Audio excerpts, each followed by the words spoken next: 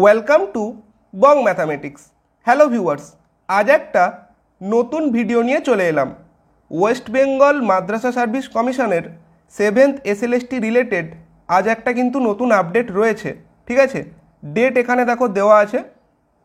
এবার এখানে কি বলা আছে দেখো, যে সমস্ত ক্যান্ডিডেট ইন্টারভিউ দিয়েছিল 7th SLSTর ক্ষেত্রে 9, 10 এবং 11, 12 তাদের ডকুমেন্টগুলো কিন্তু আবার রিভেরিফিকেশন হবে।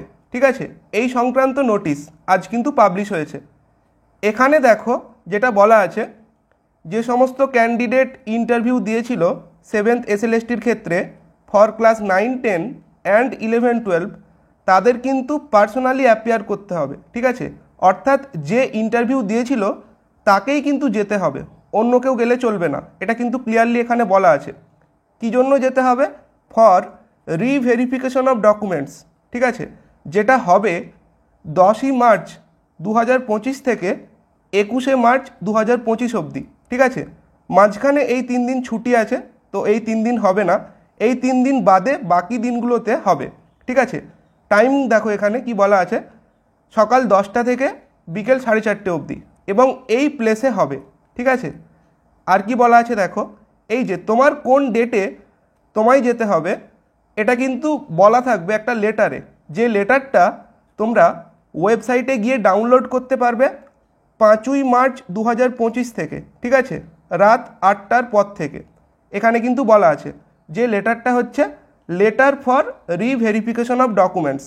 ঠিক আছে, এই লেটারটা কিভাবে ডাউনলোড করবে, ওয়েবসাইটে যাবে, ওখানে গিয়ে অ্যাপ্লিকেশন আইডি এবং ডেট অফ বার্থ এটা দিলেই তুমি কিন্তু লেটারটা ডাউনলোড করতে পারবে।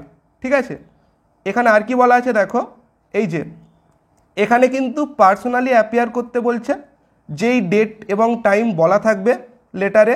ঠিক আছে, এবং ডকুমেন্ট নিয়ে যেতে হবে। কি কি ডকুমেন্ট নিয়ে যেতে হবে সেটা কিন্তু এই লেটারেই বলা থাকবে, যেমনটা ইন্টারভিউ কল লেটারে বলা ছিল। ঠিক আছে, আর এখানে আরেকটা ব্যাপার বলা আছে, যে সমস্ত ক্যান্ডিডেট রিভেরিফিকেশন অফ ডকুমেন্টসে অ্যাপিয়ার করবে না, ঠিক আছে, অর্থাৎ অ্যাবসেন্ট থাকবে, তাদের ক্ষেত্রে কিন্তু মানে ক্যান্সেল করে দেওয়া হবে। ঠিক আছে, ফার্দার তারা কিন্তু আর চান্স পাবে না, এটাই এখানে বলা আছে। তো এই ছিল আজকের আপডেট। তোমাদের যদি ভিডিওটা হেল্পফুল মনে হয় কমেন্টে জানিও। Thanks for watching.